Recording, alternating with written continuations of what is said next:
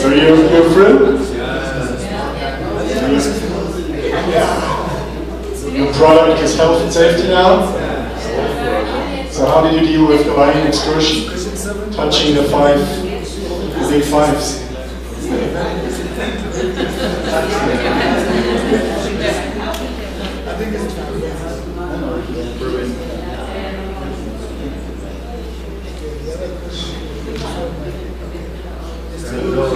You see, maybe I didn't see so low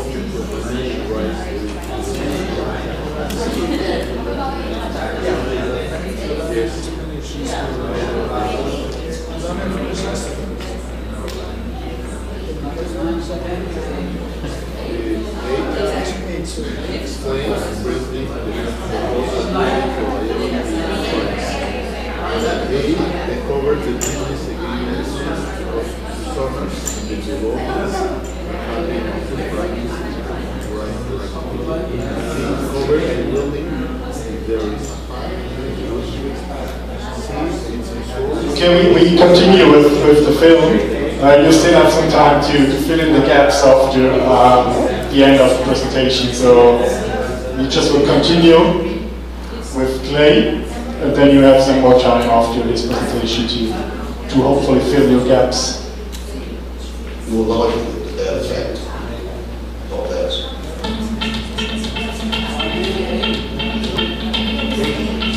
Records are key, not because you have to fill in these records, but because because no one will believe you're doing these checks unless they're written down. If you do training, make sure you note the training dates, make sure the staff write down and sign to say they received that training. Because if something does happen, and if you do have to go before a court, before a lawyer, they will ask for records. If the records don't exist, they won't believe you. It's pure and simple. You might do all this work, you might do all these checks, you might make sure it's safe. If you don't write it down, if you don't record it, it doesn't matter. So the simplest part of the operation needs to be done, and needs to be done accurately. And if you make mistakes, or if you find something bad, write it down in the records. Don't be afraid or ashamed of writing down something that hasn't worked or something that's broken. Because when you're doing investigations, you're looking for those. You're looking to see that it's operating properly. Because no one operates perfectly. Not one refrigerator in the world will hit every single temperature, every single day perfectly. If it does, you don't believe the records. If you write down, this is the wrong temperature, and then you know what happened, you send the engineer fixed it the next day, we retested it, and it's now the right temperature, then I start to believe your records. So that's the way to use them. Use them truthfully, and write down if there are mistakes, if there are errors, if there are things that have gone wrong. Then people will start to use them and believe them. And some examples of records that you will use, or you could use in your eco-tourism operations. Staff training records. Accident logs and incident logs. So if someone's been hurt, whether it's a cut finger or a broken leg, they should fill in a report so that you can learn from it, so you can make sure these things don't happen again. Or you can see patterns. So if everyone cuts their finger whilst going down this, or going on this jeep, or going down this river on a raft, then you need to look at that operation. If that's a one-off, then fine. But you can use them to look at patterns, and you can use them as an investigation tool. And if something does go wrong, then you do have someone going to investigate your operation, and will look at your records, and the more accurate they are, the more on your side these investigators are. No one's here to put you to the wall and take all your money and close your operation. What they want to know is that you're operating properly. What they want to know is that you're doing everything reasonable. If you're doing everything reasonable and everything that can be expected, then we can understand if the unreasonable and the unexpected happens. If a guest is drunk and throws themselves off a bungee jump without attaching the rope first, if all your records and your training and your customer training is in place, then you have a lot of protection in place. If you have nothing, then people will find it very hard to believe that you actually vetted these customers and you told them how to operate these activities. Lock down the risks. So if you're operating a shopping trip in Barcelona, one of the risks would be crossing the roads. One of the risks would be making sure that the coach dropped the guests as close to the shopping streets as possible so they didn't have multiple roads to cross. One of the risks would be giving a customer briefing to make sure people were aware of which directions the traffic came from, whether a tram is operating, if you're in Amsterdam, for example, whether the bikes will come flying around all the corners and through the pavements, because that's not expected by a lot of customers worldwide. So it's expected what the customers will see and giving them a briefing. And writing those down to say, this is what my staff tell the customers, this is what I tell my staff, this is what we do, because these are the simple risks that we give to this operation. If it's a Jeep Safari, we make sure everyone puts the seatbelts on, make sure no one leans out to the windows, and we go through,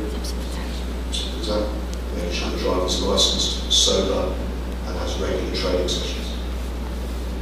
And where you have customer briefings, note down what you tell the customers to make sure if the customer has an accident or wants to report you to someone, you can say, well, a lot of customers are told these things. If they choose to ignore them, it's your safety mechanism. If you have it documented, if your staff are trained, then people are more liable to believe you than the customer. So again, it comes back to your protection as a business and your protection and safety mechanisms as a business. The more records you keep, they can be basic, but as long as they're there and they cover all eventualities, then people will start to believe. And the last piece of paperwork or record that you really should keep is testable records or all the tests you carry out, things like water, roads, any equipment on rafts, on jeeps. The regular checks you carry out, if you have gas heaters, the checks you carry out on those. If you have fire alarms, jeeps, the checks you make sure each carry out to make sure it's well maintained. The checks you carry out on the drivers to make sure they can drive well. If they're coach drivers, then it will be the number of hours they drive to make sure that they don't drive too many hours, they don't drive drunk, they don't drive with their mobile phones. If it's rock climbing, then it will be the checks you carry out every day on all your ropes and the other tackling equipment. If you document those checks, keep them in a simple log, then file them away every month in your head office, and if anything does happen, you've got those records in place to show, well, I've done all the records, done all the tests, what more can I do reasonably? That's what you want to be safe. So one of the keys of making sure that your operation is safe, and probably the most key thing, is staff training. I've mentioned it several times already, and I can't mention it enough. Making sure that your staff understand what could happen in the event of an accident and how to react to it is the key. In a basic operation, shopping trip, in a hotel, you would train your staff at least twice a year. In something that's high risk, then you train them much more often. For example, an airline crew will do a safety briefing every time before they fly, going over just some of the basic points. Because it's classified as a high risk operation, and the same should happen if you're scuba diving, if you're bungee jumping. At least once a week you should be running through the safety procedures with your staff to make sure they understand the operation and what could happen if they don't do it properly, and what should happen if something goes wrong. And everything we've talked about so far is a proactive measure, making sure that you're putting all these things in place. But we have reactive measures as well. If something does happen, then we need to look at the accident records, the safety records, and react to them and plan along with those to make sure that those things don't happen again. As I mentioned, if someone is taken ill, if someone gets hurt, and you're a long way from civilization, you need to make sure that there is medical procedures in, or there are medical procedures in place, so that that person can get the help they need. Be it triage and help by a member of the staff, or be it having the walkie-talkie when you want to call in mountain rescue within 5-10 minutes. Whatever the procedure is, wherever you are in the world, you should have that planned and documented, and if you are using other people, local authorities or emergency services, they should understand that they're part of your procedure. Don't just assume mountain rescue or the police or the fire brigade or whoever will come and rescue you. Speak to them first and say, this is going to be part of our safety procedure. Is that okay? Is that what it should be? How do you want us to talk to you? And as soon as you've spoken to them, they'll help you plan your procedures, and it makes them a lot stronger. And one thing that a lot of people forget about, insurance, public liability insurance, and the whole topic of liability as well.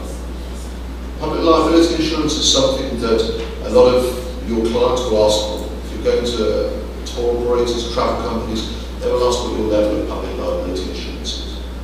And public liability insurance basically covers everything that happens to the client, whether it's them or their equipment. If anything breaks and anyone gets hurt, public liability insurance covers them. It doesn't cover your premises. We have other insurance for it. But public liability insurance should be at a high enough level to cover any eventualities. So if you're running a balloon trip, it should be higher than if you're running a shopping trip, because the chances are more injuries would occur. If a balloon crashes, then you're likely to lose all your occupants. If you're on a shopping trip, if one person gets injured, then it's one person, not the whole country. So you need to look at the risks and look at the liabilities and speak to your insurance company and shop around for insurances as well. A lot of insurance companies now are multinational, so they will offer insurance in lots of different countries. So don't feel bound just to work with insurance companies from your country. Have a look around and have a look at what they'll offer and operate. But be honest about your operation. Don't keep things hidden, because that's a false economy. If I keep your premiums down, if an accident does happen during an activity you hadn't told them about, they're not going to pay. So you might as well just have no insurance at all. And the other topic is liability. Quite often we don't understand what liability is. As the operator of the activity, you're liable for everything that happens during that activity. You might think, if I get to sign a disclaimer, and aren't covered. Disclaimers won't stand up in a lot of courts. Courts don't believe them. They'll say that the guest signing it doesn't understand what they're signing, and it doesn't limit your responsibility. But also from a liability point of view, you need to understand that where the guest is travelling from is where you will be tried in court. So if the guest is travelling from the US, if an accident happens, they will take you to court in the US. If an accident happens with a Swiss guest, it will happen in a Swiss court. So your liabilities and your actions need to take into account where your clients are coming from. If they're all just local clients, fine. Then you look, take into account your local courts and your local liabilities. But if you're offering to a much bigger and a much wider audience, you need to take into account the other liabilities and activities from those other courts. So bear that in mind when you're looking at insurance policy and when you're looking at risk, that the liabilities in place are covering those eventualities from other countries and other areas of responsibility. And now to my favourite part of health and safety, using health and safety as a marketing strategy to not only make your business safe, but to bring your business money. There are hundreds of thousands of companies out there who will ask you what your health and safety procedures are, what your public liability levels are, before they will send you business. If everyone else operating in your field doesn't care about health and safety or insurance, then there's a gap in the market. Bring some insurance in, do some basic health and safety checks, show off about it, be honest about what you do, and you will increase your business, and you will make more money. And surely that's why you're here. And thank you very much for your time. Any questions, please pass them through the IUCN or on my LinkedIn details, and I'm going to endeavour to answer them. And most of all, enjoy your businesses. And make sure they're safe, and make sure they're making you money.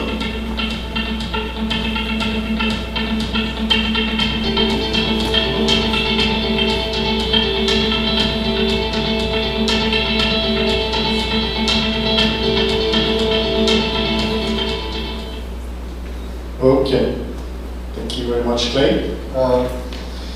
So I think it was good to see how important health and safety is, and that it really is a very strong business case behind health and safety. And as Clay said at the end, I mean, talking about USPs and marketing, certainly if you have a very strong health and safety policy, this can be an additional health USP for your business. And as Clay also stated, so I mean, if you want to contract or work with the large tour operators, mainly out of the UK, you just have to have health and safety procedures in place, otherwise they wouldn't even contract you. So I think there are both risks and opportunities. There are some minimal standards you would have to fulfill, but there are certainly also a lot of opportunities within this health and safety field. So coming back to the quiz, as time is running, we suggest to go forward pretty quickly. Just making a quick round, and then at the end I ask you to count basically the right answers, and we have some exciting prizes. It's not Swiss chocolate, it's J2 chocolate. That's even more crazy, yes, it's not exciting, it's crazy as Scotty would say. So give it a try. So question number one. Which of the below is the reason to manage your business, health and safety? What is the right answer? Table 1. D. D is right, all of the above. Which of the following is essential for ecotourism operations? Table 2. D. Again? Yes. Correct.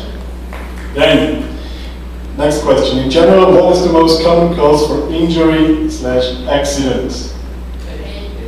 A. Correct. Then the next question, what is a business' most important defense against accidents? B. Staff training, correct. And why is it important to keep good records of accidents, and how do you deal with them? C. We try and prevent accidents happening. And then which of the below is an example of a simple risk assessment? B, crossing the road. Then next question, what is the main purpose of a risk assessment? C. Yes, exactly. Then explain briefly the purpose of a public liability insurance. Stay here. A. Again. Is health and safety A, B, C, or D? D. Exactly. Then last question, how often should your staff receive safety training to reform and so on? B. Twice a year. So, I guess you all have 10 points. Who has not 10 points?